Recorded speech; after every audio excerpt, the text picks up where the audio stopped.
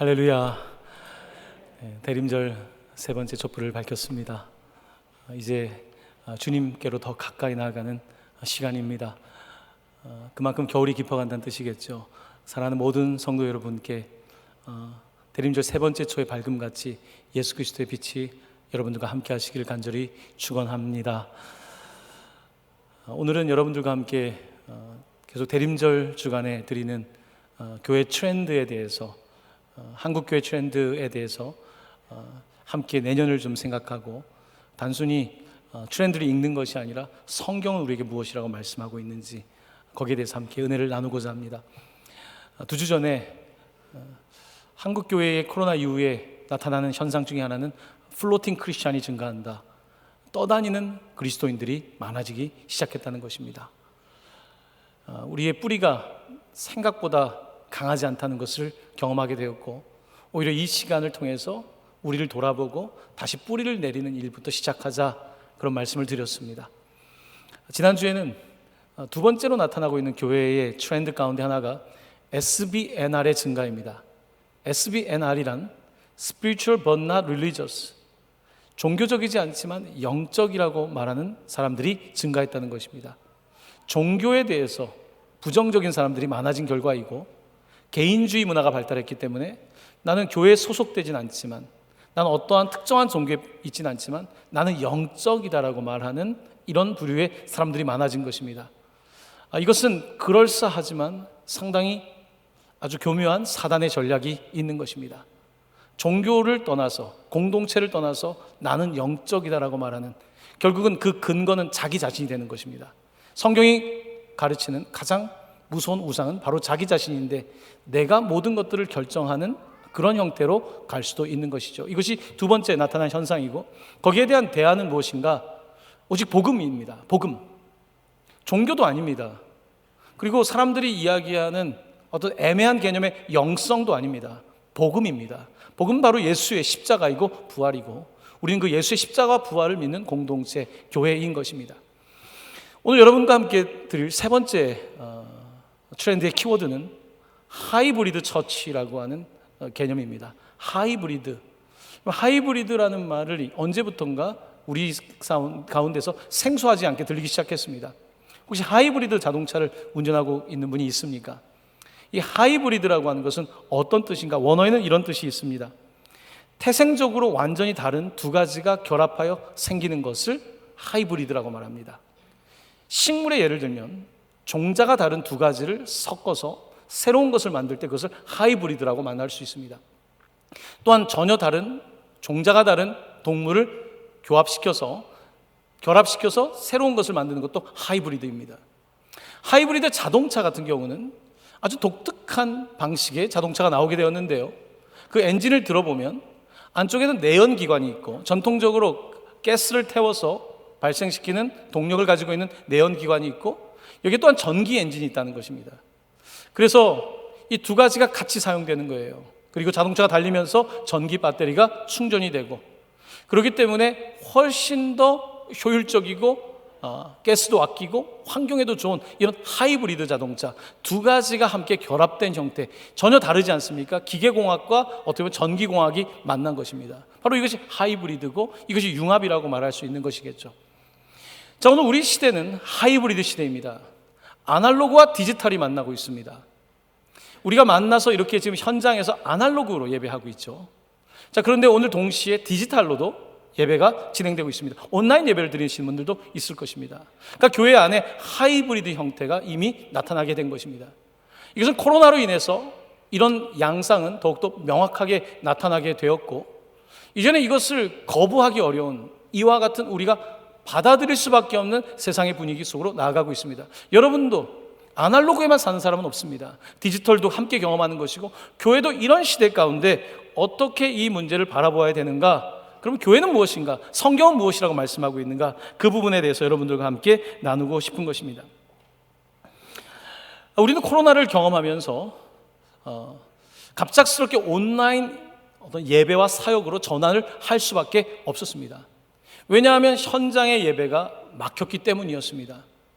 이 일을 경험하면서 처음에는 우리가 굉장히 이질적인 것을 경험했어요. 하이브리드는 이질적인 것의 결합이거든요. 예배를 온라인으로 드린다? 굉장히 이질적이었습니다. 근데 시간이 지나가면서 이제 이질적인 것에서 조금 더 익숙한 거로 바뀌기 시작했죠. 여러분, 우리가 온라인 예배에 대한 여러 가지 평가가 있지만 한 가지 긍정적인 부분은 코로나 시대에 예배할 수 없는 상황 가운데서도 IT 기술의 발전과 커뮤니케이션의 발달로 인해서 이 예배를 드릴 수 있게 됐다는 것입니다. 만약에 여러분들이 온라인 예배가 없었다고 한다면 코로나 가장 극심했을 때에 아마 영적으로 통로가 막혀 있을 것이고 공동체와도 더 거리를 두게 되었을 것이고, 만약에 2년 정도가 그렇게 예배를 드리지 못했다면 교회 공동체는 많이 망가졌을 것입니다. 오히려 온라인 예배가 있었기 때문에 그때 우리는 신앙을 유지할 수 있었고 여전히 연결되어 있을 수 있었던 것입니다. 특별히 온라인 이 예배와 사역을 통해서 한 가지 더욱 감사한 것은 아프신 분들이 이 가운데서 교회에 오지 못하지만 예배를 드릴 수 있다는 거예요. 여러분, 병상에 있을 때 예배할 수 있다는 것, 그 시간에 들어가서 실시간으로 예배할 수 있다는 것, 이건 너무 기적 같은 일이죠. 그래서 온라인으로 항암하면서 여러 가지 어려움 가운데서 예배하는 분들, 이런 분들에게는 오히려 좋은 면도 있었다고 생각이 듭니다. 교회 공동체는 다양한 모습으로 이 하이브리드, 아날로그와 디지털을 왔다 갔다 하면서 사실은 지금까지 모임을 지속해 오고 있습니다. 교회 학교는 말할 것도 없습니다. 어제는 우리 교회 영유아 유치부들이 오랜만에 지난 가을 동안에 이제 현장에서 가족 예배는 못하고 주일 예배는 있지만 토요일 날도 온라인의 예배가 진행되고 있었습니다. 몇 가정이 참석해서 계속 모임을 하고 있다가 어제 오랜만에 모였습니다. 아이들이 모여있고 부모님들이 모여있고 함께 예배도 드리고 함께 놀기도 하고 밥도 먹고 아주 흥미로운 시간을 가졌습니다. 그래서 선생님들이 이제 선물을 하나씩 만들어가지고 학생들에게 다 나눠줬는데요. 저도 아이들과 함께 사진을 찍었습니다. 아이들과 함께 이렇게 사진도 찍고 간단하게 제가 메시지도 전해주는데요. 그 다음 사진을, 그 사진을 보여주시면 제가 이 코로나 시대에 발견한 재미있는 것이 있습니다. 이제 부모님들이 예배 드릴 때 TV를 켜놓고 예배를 드리다 보니까 저를 알고 있는 거예요. 애들이 연예인인 줄 알고 있는 거예요. 어린아이들은 그 개념이 없지 않습니까? TV에 있는 화면과 실제를 헷갈리는 나이거든요. 이 아이들이 저를 보더니 너무 반가워하는 거예요. 저도 놀라는 거예요. 아니, 이 아이들이 나를 어떻게 알지? 어제 어떤 아이는 저한테 사인까지 받아가는 이 놀라운 일이 벌어졌습니다. 그러니까 이 디지털 시대에 온라인 예배의 흥미로운 모습인 거죠. 아이에게 사인을 해주고 아이들이 와서 안기기도 하는 모습을 보면서 이런 것도 있구나 라는 생각을 사실은 하게 되었습니다. 그렇습니다. 오늘 우리는 다시 이제 코로나가 끝나가고 이제 실내 마스크를 벗는 날도 얼마 남지 않았지만 이런 상황 속에서 우리의 현실은 지금 하이브리드라는 거예요. 원하던 원하지 않던 이미 우리는 그렇게 하고 있는 거예요. 그리고 이렇게 했을 때 아까 말씀드렸던 것처럼 병상에 있는 사람들이나 오늘도 아이들이 독감에 걸린 가정들이 많죠. 예배할 수 없는 아이들 또 어떻게 못하지 않습니까? 뭐 그런 가정들도 예배를 할 수 있고요. 이것은 아주 귀한 일이 아닌가 싶습니다. 우리 교회는 이 기간에 그 주보를 조그맣게 만들었어요. 너무 글씨가 작다고 어르신들 불편해하다고 하셔서 내년에는 좀 글씨를 키우려고 합니다만은 이 기간 동안에 저희들이 한 것은 교회의 소통이었습니다. 얼마 전에 지지난주에 뉴스레터가 100호가 나왔습니다. 여러분 카카오 플러스 친구 신청하신 분들은 받아보시죠. 이제 교회 소식들을 그렇게 디지털의 방식으로 금방 접근할 수 있는 거죠. 이렇게 좋은 하이브리드의 좋은 방식도 분명히 있다는 것은 사실입니다. 자, 그렇지만 제가 오늘 지금부터 드릴 말씀은 그럼에도 불구하고 우리가 성경 속에서 우리 하이브리드에 대해서 다시 한번 생각해 볼 요소가 있다는 것입니다.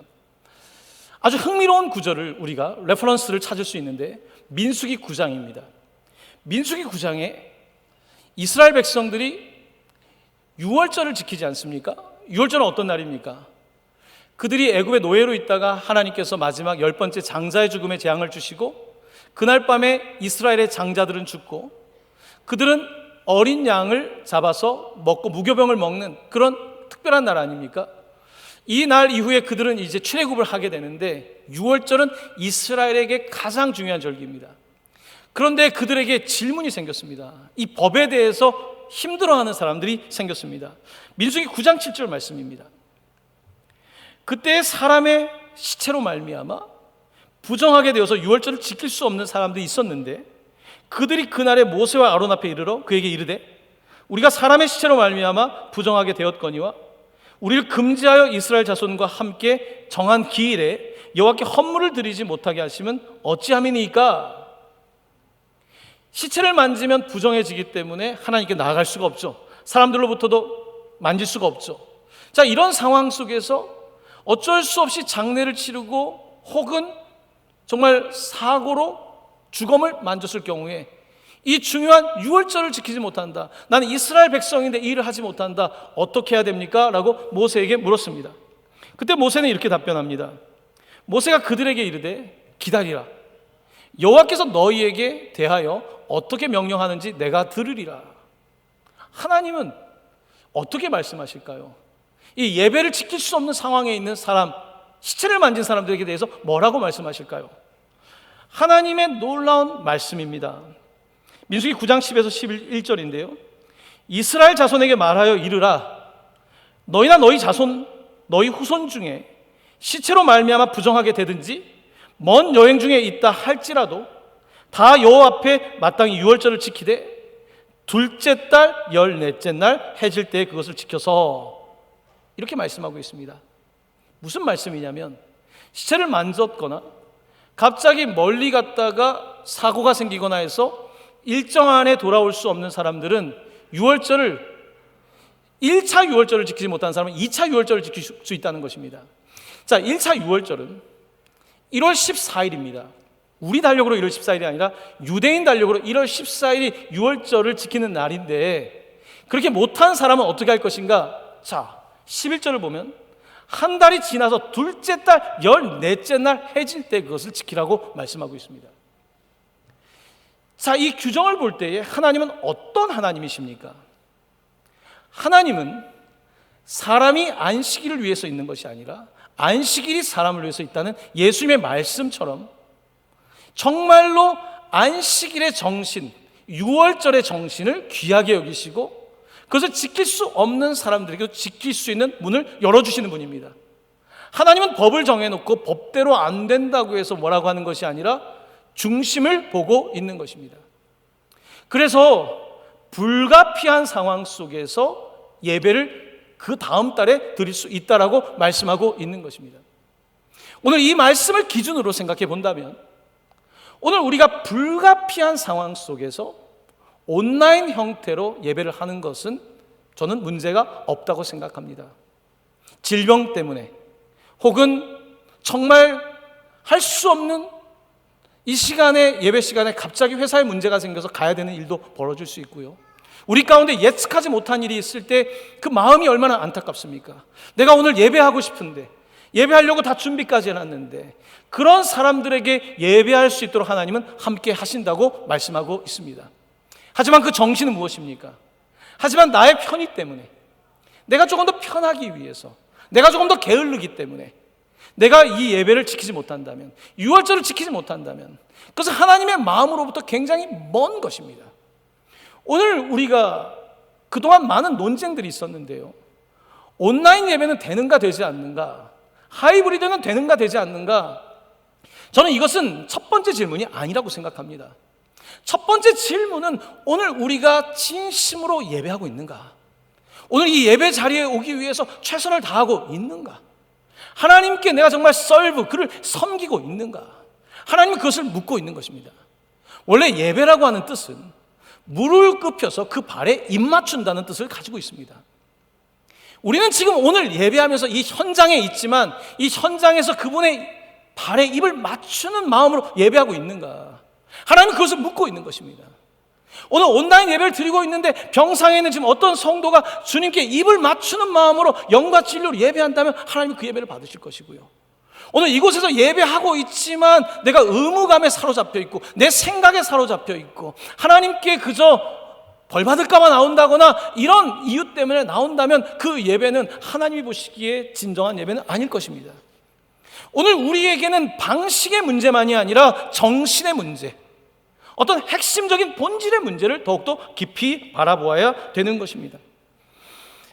이사야 선지자 때에 당시 사람들은 성전에 열심히 와서 절기를 지켰습니다. 그냥 예배를 헤쳐버리는 거죠. 그냥 해버리는 거죠. 이런 예배들이 참 많았습니다. 주어졌으니까 그냥 하는 거죠. 그때 이사야 선지자를 통해서 하나님께서는 그들에게 이렇게 경고하셨습니다. 이사야서 1장 12절입니다. 너희가 내 앞에 보이러 오니 이것을 누가 너에게 요구했느냐? 내 마당만 밟을 뿐이니라. 여러분, 이건 하나님의 마음입니다. 오늘 우리가 현장에 돌아왔는데 이제 현장이 열렸다, 코로나가 끝났다가 중요한 것이 아니라 이 상황을 겪으면서 정말 나는 영과 진리로 더 예배할 것인가? 코로나 이전보다 나는 더 주님께 예배할 것인가? 내가 그의 발에 입맞추는 마음으로 예배할 것인가? 이것을 주님 묻고 있는 것입니다. 그렇지 않다면 마당만 밟고 있는 것입니다. 온라인, 오프라인의 문제는 부차적인 문제입니다. 오늘 하나님께서는 이곳에 있는 여러분들에게, 혹은 온라인 예배를 드리고 있는 여러분들에게 묻고 있는 것입니다. 누구를 위한 예배가 아닙니다. 누구에게 잘 보이기 위한 예배도 아니고 오직 예배를 받으시는 분은 하나님 한 분이십니다. 오늘 우리는 그분께 마음을 다하고 힘을 다하고 정성을 다하여 예배하는 것입니다. 이렇게 예배할 때 하나님께서 그 예배를 기뻐 받으시는 것입니다. 그가 예배를 받을 때 어떤 일이 벌어질까요? 하나님의 임재가 여러분 가운데 임하게 되는 것 아니겠습니까? 오늘 하나님께 영과 진리로 예배할 수 있기를 바랍니다. 내 편의가 아닙니다. 내 방식이 아닙니다. 내 상황이 아닙니다. 하나님이 먼저이고 하나님을 먼저 예배하기 위해서 내가 할 수 있는 모든 것들을 다하는 것이 예배이며 이것이 기독교의 본질이라고 말씀드릴 수가 있는 것입니다. 자, 오늘 이 하이브리드 교회에 대한 말씀을 계속해서 이어가면서 오늘 여러분들에게 제가 더 깊이 나누고 싶은 것은 하나님의 임재라고 하는 것이 무엇인지에 대한 부분입니다. 하나님의 임재, 하나님이 함께 하신다는 것은 도대체 어떤 것일까요? 하나님의 함께 하심, 하나님의 임재는 보통 세 가지 차원에서 다른 차원이 있습니다. 첫 번째입니다. 하나님은 어디나 함께 임재하신다. 두 번째는 하나님은 믿는 자와 함께 임재하신다. 세 번째는 하나님은 믿는 교회 혹은 믿는 공동체와 함께 하신다. 세 가지의 차원이 있습니다. 제가 이 차원에 대해서 설명을 드릴 텐데요, 이 부분을 깊이 묵상해 보시면 오늘 여러분들의 신앙을 스스로가 테스트를 해볼 수 있을 것입니다. 첫 번째입니다. 어디에나 하나님은 임재하신다. 하나님은 어디나 임재하시죠.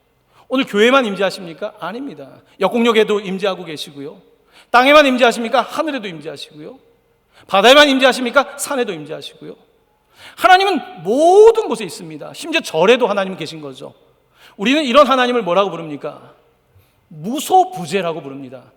영어로는 omnipresent, 어디에나 계신 omnipresent라고 말하고, 무소부재, 없는 것이, 있지 않은 것이 없다라는 것이죠. 그런 장소는 없다. 주님이 계시지 않은 장소는 없습니다. 이것이 우리가 알고 있는 하나님의 임재입니다. 하나님이 모든 것에 관여하지 않는다면 지구는 이대로 운행될 수 없을 것이고, 하나님이 임재하지 않는다면 세상은 지금 굉장히 혼란스러울 것입니다. 시편 139편 7에서 10절 말씀은 하나님의 무소부재에 대한 아주 놀라운 시입니다. 우리 7절 말씀부터 다 함께 봉독하겠습니다. 시작.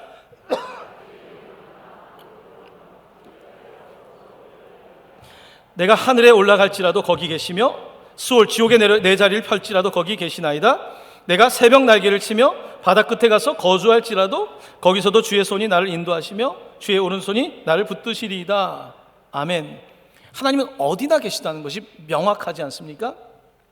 자, 두 번째는 이제 믿는 자와 함께 하신다는 내용인데요, 자, 이 내용을 말씀드리기 전에 제가 하나님의 무소부재에 대한 신앙을 조금 더 설명을 드리도록 하겠습니다.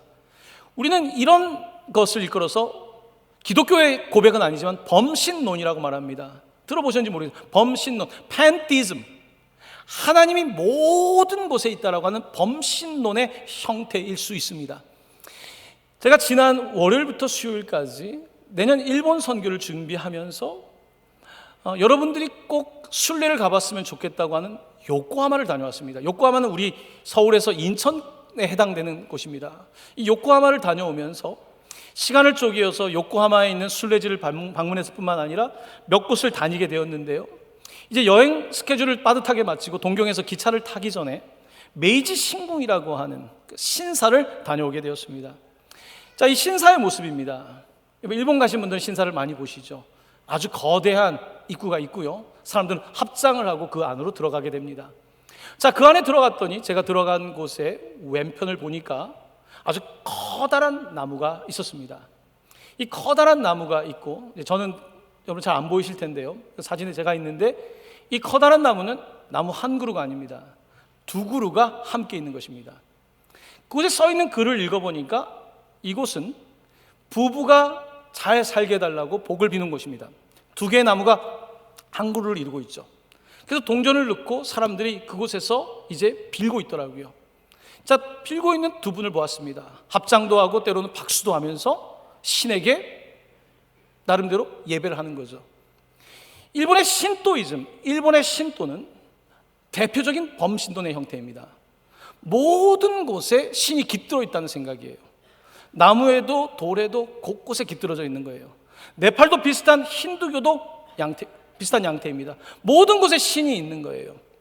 자, 이렇게 신이 있기 때문에 그곳에 가서 깃드는 거예요. 그러니까 일본 사람들이 신앙이 없는 게 아닙니다. 그들은 팬티즘을 믿는 거예요. 범신론을 믿는 거예요. 모든 곳에 신이 있다고 믿기 때문에 마을마다 신사도 있고 마을마다 엄청나게 많은 종교적인 것들이 있습니다. 자, 그런데 이 신도이즘을 믿는, 범신론을 믿는 사람들이 경험하지 못하는 것이 있습니다. 이것은 바로 여기에 있습니다. 하나님이 무소부재하다고 했는데 하나님이 해와 달과 별과 함께 하시죠. 우리 집에 있는 강아지도 함께 하시고 하나님은 다 함께 하신단 말입니다. 자, 그런데 두 번째, 하나님은 믿는 자와 함께 하신다 그랬는데 하나님이 해와 달과 함께 하는 것과 하나님이 믿는 사람과 함께 하는 것은 질적으로 완전히 다른 것입니다. 해, 달, 별과 함께 하는 것과 하나님이 나와 함께 한다고 하실 때 그것은 나와의 인격적인 임재를 말하는 것입니다. 인격인 거예요. 여러분들이 사업 파트너를 만나서 같이 함께하는 것과 절친한 친구와 함께하는 것, 아내와 함께하는 것, 자녀와 함께하는 것, 이건 다른 거예요. 똑같은 임재가 아니에요. 똑같이 함께하는 것이 아닙니다. 많은 세상에 있는 사람들은 하나님이 임재한다고 생각해요. 어디나 있다고 생각해요. 범신론적으로 믿고 있는 거예요. 그러니까 어디나다가 비는 것이죠. 하지만 이 사람들은 하나님을 인격적으로 만나지는 못하는 겁니다. 하나님을 인격적으로 만나려면요, 인격체이신 하나님을 경험해야 돼요. 나무가 아니에요. 인격체로 하나님의 신성을 가지고 인성을 입고 오신 예수 그리스도를 만날 때에만 비로소 믿는 자가 되는 것이고, 믿는 자는 하나님의 임재를 경험하게 되는 거예요. 그러므로 신도를 믿는 신앙인과 기독교 신앙은 완전히 다릅니다. 차원이 다를 수밖에 없는 것입니다. 하지만 여전히 한국에도 이렇게 범신론을 믿는 사람들이 참 많습니다. 그냥 신은 있는 거야, 잘 되겠지라고 하는 예전에 우리 토속신앙 같은 형태의 신앙을 많이 가지고 있는 것입니다. 하지만 성경은 우리에게 분명히 말씀하고 있습니다. 예수 그리스도께서 하나님의 아들이 이 땅 가운데 오셔서 그의 인격을 통하여서 우리는 그를 만날 수 있고 그의 인격을 경험하게 될 때 내 인격이 달라지는 참된 임재를 경험할 수 있다는 것입니다. 고린도전서 6장 19절입니다. 너희 몸은 너희가 하나님께로부터 받은 바 너희 가운데 계신 성령의 전인 줄을 알지 못하느냐? 너희는 너희 자신의 것이 아니라. 여러분, 우리는 그냥 영만 떠다니는 것이 아닙니다. 기독교 신앙은 몸과 영이 함께 가는 거예요. 내가 영으로 주님과 함께 한다. 내가 영으로 이렇게 주님과 함께 하는 것입니까? 아니죠. 몸이 따라가야 되는 거죠. 몸이 따라가지 않으면서 영으로 한다? 그것은 자기 합리화에 불과합니다. 하나님은 그런 신앙을 요구하지 않습니다. 하나님은 우리의 인격을 요구하시는데 그냥 인격이 아닙니다. 전 인격을 요구하고 있는 것입니다. 전 인격은 우리의 육체와 영이 함께 가는 것입니다. 주님께 예배하기 위해서 아침부터 진보다리를 싸는 이 육체의 행위, 복잡한 주차장을 뚫고 들어와 하나님께 예배하려는 것, 목이 너무 아프지만 기도를 멈출 수 없어서 기도하는 것, 오늘 이 시간 너무 피곤하지만 주님 앞에 나와서 한 말씀을 듣기를 원하는 이 모든 것들이 영적인 일일 뿐만 아니라 육적인 일이고, 영과 육이 함께 전인적으로 드려질 때 하나님은 그것을 인격적이라고 하시고 그 인격적인 예배를 드리는 사람들에게 역사하시는 것입니다. 사랑하는 성도 여러분, 다 똑같은 것이 아닙니다. 절대로 다 똑같다라는 생각을 하시면 안 되는 겁니다. 자, 이제 하나님의 임재의 세 번째 측면입니다. 하나님의 세 번째 함께 하심은요, 믿는 교회와 믿는 공동체와 함께 하시는 것입니다. 믿는 교회와 함께. 이건 앞에 2번이 개인적인 거라면 세 번째는 공동체와 함께 하는 것입니다. 2022년 4월 달에 했던 리서치에 의하면 온라인 예배를 드리는 사람들의 50.2%가 혼자서 예배를 드린다고 합니다. 50.2%가 혼자서 영상을 보면서 예배하는 거예요. 2번은 진행하고 있는 거죠. 나와 함께 하신 하나님을 경험할 수 있어요. 온라인 예배를 혼자 드리면서도 하나님이 정말 나와 함께 하신다 경험할 수 있어요. 이것도 소중한 일입니다. 하지만 성경은 우리에게 그 이상을 요구하고 있어요. 그 이상은 무엇입니까? 공예배를 통하여서 옆에 있는 형제와 자매 하나님을 함께 만나라는 것입니다. 내 하나님만이 아니라 옆에 있는 형제와 자매의 하나님, 저 가정이 어려운 길을 가고 있을 때 함께 하시는 하나님, 그 하나님을 함께 우리의 하나님으로 예배하는 것이 바로 공예배이고 공교회인 것입니다. 근데 현대의 많은 개인주의적인 문화 가운데 있는 사람들은 이번에 머물면서 내가 하나님을 예배하고 있다고, 하나님이 오늘 찬양을 통해서 내게 터치를 주셨고 말씀을 통해 터치를 주셨다고 말하면서 굉장히 좋아합니다. 그래서 그 예배가 너무 감사하고 온라인 예배가 더 좋다고 말하는 거죠. 개인적 차원에서는 좋을 수 있겠죠. 하지만 하나님이 요구하시는 예배는 그것이 아닙니다. 하나님은 오늘 우리가 함께 모여 하나님의 선택받은 아들과 딸로서 예배하는 것을 기뻐 받으시는 것입니다. 그러므로 하나님께서는 이스라엘 향해서 혼자 안식일을 지키려 하지 않습니다.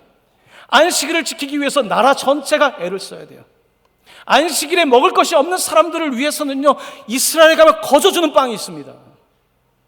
안식일에 음식을 먹지 못하는 사람을 함께 안식일을 지킬 수 있도록, 그날은 노동하는 사람도 쉴 수 있도록, 그날은 가축도 쉴 수 있도록 함께하는 이 정신이 예배의 정신인데, 오늘 개인주의화되어 있는 이 시대 가운데 우리는 예배의 본질을 놓칠 수 있다는 사실을 반드시 기억해야 되는 것입니다. 예배는 개인의 소비가 아닙니다. 예배는 하나님께 공적으로 드리는 공동의 행위인 것입니다. 출애굽기 31장 14절은 이렇게 말씀합니다. 너희는 안식일을 지킬지니 이는 너희에게 거룩한 날이 됨이라. 그 날을 더럽히는 자는 모두 죽일지며 그날에 일하는 자는 모두 그 백성 중에서 그 생명이 끊어지리라. 상당히 극단적으로 들릴지 모르겠지만요, 그만큼 이것이 중요한 겁니다. 여러분, 이스라엘 사람들은요, 아우슈비츠에서도 그들의 기록을 보면요, 그 삼엄한 곳에서도 모여서 안식일을 지키려고 얼마나 애를 쓰는지 모릅니다.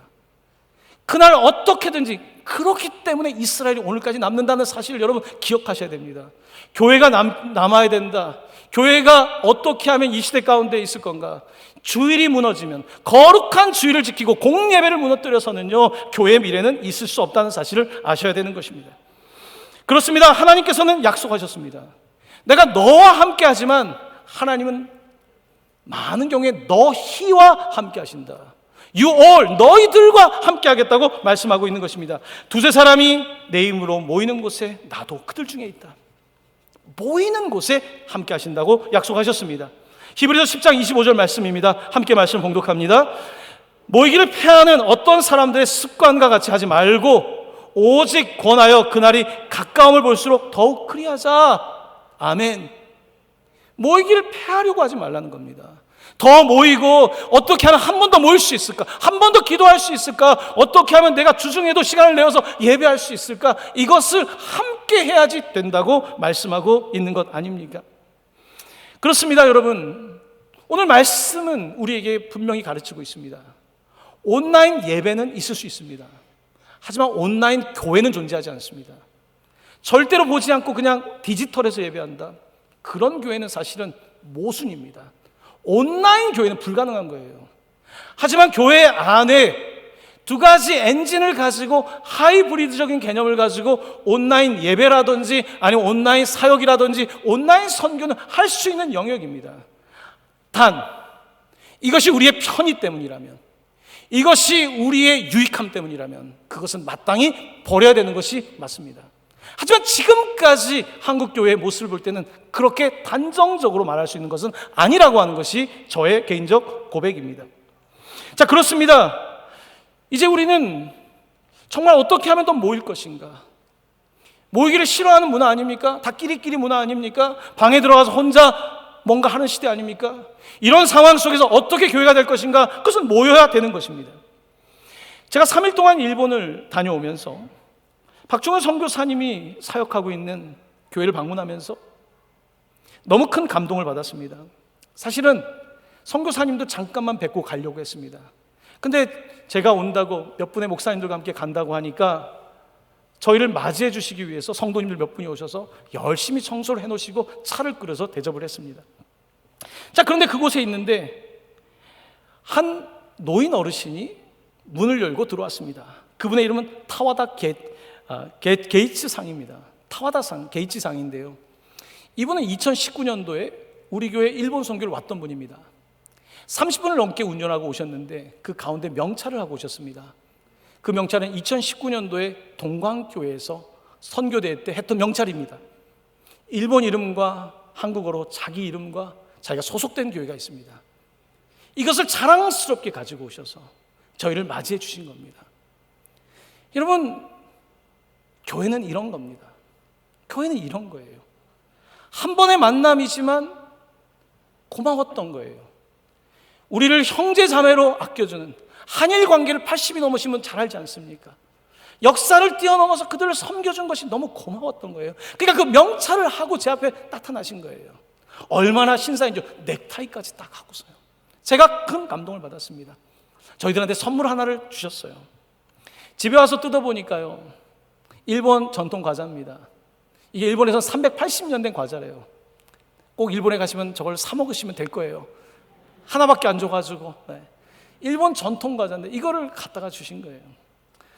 여러분, 교회는 이런 것입니다. 교회는 그냥 나 개인이 아니에요. 나 좋아서 하는 우리 그런 개인 영성이 아니에요. 함께 이루어가는 거죠. 근데 하나님이 얼마나 기뻐하시겠습니까?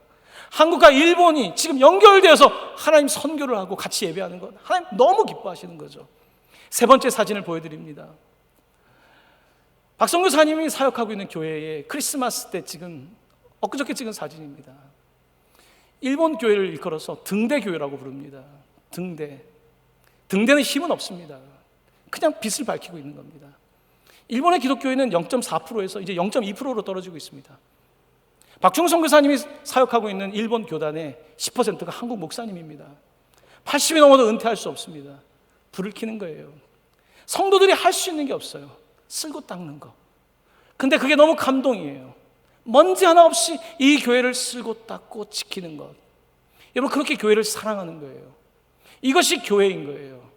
교회는 그냥 우리가 감각적이고, 교회는 그냥 내 편의에 따라서, 그게 교회 아니에요.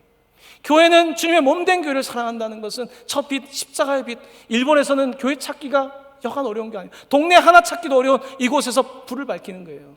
그래서 일본에 가신 선교사들의 역할은요, 뭐 전도 잘 안 되는데요, 수십 년 해도 안 되는데요, 그냥 빛을 밝히고 있는 거. 여러분, 이게 얼마나 어렵습니까? 등대지기의 사역이 얼마나 어렵습니까? 얼마나 고통스럽습니까? 나는 왜 주님 성과가 없습니까? 내 믿음이 부족한 것입니까? 내가 설교를 못하는 것입니까? 그 가운데도 빛을 밝히고 있는 것이 바로 일본 선교사들의 모습 아니겠습니까? 사랑하는 성도 여러분, 교회는 우스운 곳이 아닙니다. 교회는 편리성을 추구하는 것이 아닙니다. 효율성을 추구하는 것이 아닙니다. 교회의 교회됨은 그런 것이 아니라 우리가 힘들어도 모이는 것입니다. 그렇습니다. 오늘 본문 말씀은 고린도 교회에 보낸 편지입니다. 고린도에 교회가 생겼습니다. 고린도는 항구 도시이고요, 요코하마 같은 곳이고 인천 같은 곳입니다. 부산항 같은 곳입니다. 그곳에 사람들이 모여서 교회를 이루었습니다. 근데 이상해요. 그때 당시의 사람들은요, 2000년 전의 사람들은 맨날 성전에 가서 빌고 비는 게 일이었거든요. 근데 교인들이 거기를 안 가는 거예요. 사람들이 물어보겠죠. 너는 복 안 받니? 그 당시는 종교가 중심이었기 때문에 너는 왜 성전에 가지 않니? 라고 말할 때 그들은 이렇게 답변하는 겁니다. 나는 성전에 가지 않습니다. 왜냐하면 우리가 성전이기 때문입니다. 놀라운 이야기예요. 너는 왜 아데미 신전에 가지 않니? 너는 왜 아폴로 신전에 가서 빌지 않니? 너네 자식 어떻게 되려고? 말할 때 아닙니다. 우리가 교회입니다. 우리 모임이 교회입니다. 바로 이것이 고린도서의 주제입니다. 우리가 교회라는 거예요. 교회는 어떤 것이 교회입니까? 고린도서 12장 12절입니다. 몸은 하나인데 많은 지체가 있고 몸의 지체가 많으나 한 몸인과 같이 그리스도도 그러하다. 몸에는 많은 지체가 있지만 하나가 되는 것. 바로 이 모습으로 사람들에게 영향력을 갖는 거예요. 멋진 성전 옆에 초라한 일본 교회 같은 이 모습이지만 이 모습을 가지고도 그들이 사랑하고 애쓸 때 사람들은 그들을 바라보면서 하나님을 만나게 되는 것입니다. 그냥 팬티즘, 1차적으로 하나님이 있나 보다가 아니고요. 이 개인에게 함께 하시는 하나님뿐만 아니라 우리 공동체와 함께 하시는 하나님을 만나게 되는 것입니다. 어떤 의미에서 초대교회는 가장 하이브리드적이었습니다. 왜 하이브리드일까요? 이질적인 것이 만나는 거 아닙니까?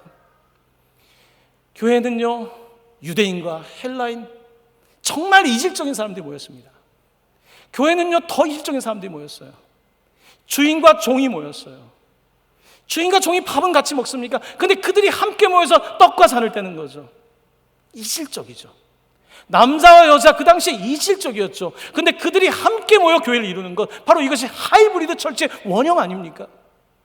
하나님께서는 그렇게 교회를 만드셨고, 그렇기 때문에 갈등이 일어날 수 있고 아픔이 있지만 늘 강조하지 않습니까? 성령 안에서 하나가 되라고. 너희들 스스로 하나가 될 수 없으니 성령 안에서 하나가 될 것을 말씀하지 않습니까? 성령 안에서 하나가 될 때 어떤 일이 벌어질까요? 사람들은 저쪽 거대한 성전에 가서 빌었던 사람들이 저건 가짜구나, 저들이 믿는 하나님이 진짜구나. 왜냐하면 저들은 사랑하고 저들은 나누고 저들은 빛을 발하고 있으니까요. 그 빛이 더 강한 빛이기 때문에 그런 것입니다. 오늘 보면 고린도서 6장 14절 16절은 이렇게 말씀하고 있습니다. 이 세상을 살아가면서 하이브리드라고 하면서 함부로 아무거나 섞지 말라는 말씀입니다. 너희는 믿지 않는 자와 멍에를 함께 매지 말라. 의와 불법이 어찌 함께하며 빛과 어둠이 어찌 사귀며 그리스도와 벨리알이 어찌 조화되며 믿는 자와 믿지 않는 자가 어찌 상관하며. 그 다음부터 함께 읽습니다. 하나님의 성전과 우상이 어찌 일치가 되리요? 우리는 살아계신 하나님의 성전이라. 이와 같이 하나님께서 이르시되 내가 그들 가운데 거하며 두루 행하여 나는 그들의 하나님이 되고 그들은 나의 백성이 되리라. 아멘. 아멘. 그렇습니다. 하이브리드는요, 정말 복음 안에서 하이브리드지 세상을 갖다가 막 붙이는 게 하이브리드가 아닙니다. 그거는 우상숭배인 것이고요. 그래서 하나님을 떠나는 것이고요. 교회는 계속해서 순수한 하이브리드로서 교회 차가 있지 않습니까? 그 바디라 그래요. 교회를 바디 오브 크라이스트라고 하지 않습니까? 차도 바디예요. 몸이 있어야 돼요. 교회 몸이 있습니다. 우리가 몸입니다. 이 몸 안에는 다양한 지체들이 있고요, 다양한 동력이 있습니다. 그것이 온라인이 될 수도 있고 오프라인이 될 수도 있고 어쨌든 온라인이 되는 거죠. 어떤 방식이든지 온라인으로 복음을 전하면 되는 것이니까 바로 이것이 교회를 향한 하나님의 가르침이십니다. 사랑하는 성도 여러분, 오늘 우리는 이제 코로나의 마지막 이때에 서 있으면서 이제 2023년을 준비합니다. 저는 우리가 코로나 전으로 돌아가야 된다고 생각하지 않습니다. 코로나 전으로 절대 돌아가면 안 됩니다. 코로나 전으로 돌아갈 것이 아니라 다시 시작해야 됩니다. 1살로 시작해야 됩니다. 2살로 시작해야 됩니다. 다시 바닥부터 시작해야 됩니다. 이것이 하나님께서 한국교회와 지금 열방에 있는 교회들을 향하여 하시는 말씀 아니겠습니까? 이렇게 하나님의 임재는 세 가지 차원에서 발생합니다만 우리가 경험하지 못할 네 번째 차원이 있습니다. 이것은 열망하고 기대하는 네 번째 하나님의 임재는 요한계시록에 이렇게 묘사되어 있습니다. 영원토록 하나님을 찬양하는 그 임재는 이렇습니다. 다시 저주가 없으며 하나님과 그 어린 양의 보좌가 그 가운데 있으리니 그의 종들이 그를 섬기며 그의 얼굴을 볼 터이요 그의 이름도 그들의 이마에 있으리라. 다시 밤이 없겠고 등불과 햇빛이 쓸데없으니. 우리 같이 읽을까요? 이는 주 하나님이 그들에게 빛이심이라. 그들이 세세토록 왕 노릇 하리로다. 아멘. 하나님의 네 번째 수준의 임재입니다. 이것은 우리가 상상은 해볼 수 있지만 절대 경험할 수 없는 것입니다. 이것은 천상의 예배입니다. 우리가 죽고 몸의 부활로 영광스럽게 주님 앞에서 그 보좌 앞에서 그의 얼굴을 보는 것처럼 이제는 빛이 필요 없는 주님이 빛이신, 성전이 필요 없는 주님이 성전이신 바로 그 예배를 성경은 말하고 있습니다. 이것은 상상의 차원이지 현실의 차원은 아닙니다. 하지만 우리는 그 예배를 바라보고 있는 거예요. 그러므로 이 땅 가운데 마지막 숨을 거두는 사람은 세 번째까지 하나님의 임재를 경험했지만 네 번째 단계 하나님의 임재를 바라는 것입니다. 주님을 예배하고 주님을 찬송하고 영원토록 왕노릇하는 그날을 바라보는 것입니다. 이것이 기독교의 놀라운 복음입니다. 사랑하는 성도 여러분, 우리가 교회입니다. 나 혼자가 교회가 아닙니다. 우리가 교회입니다. 우리만 교회가 아닙니다. 일본의 형제자매도 교회이고요, 네팔의 형제자매도 교회이고요. 우리는 더 하나님이 함께 하시는 교회가 되기 위하여 계속해서 전진해 나가야 될 줄로 믿습니다. 하나님께서 동강교회에 은혜를 주시고 동강교회에 교회된 모든 여러분들의 삶에 빛을 밝혀주시기를 예수님의 이름으로 간절히 축원합니다. 아멘. 이 시간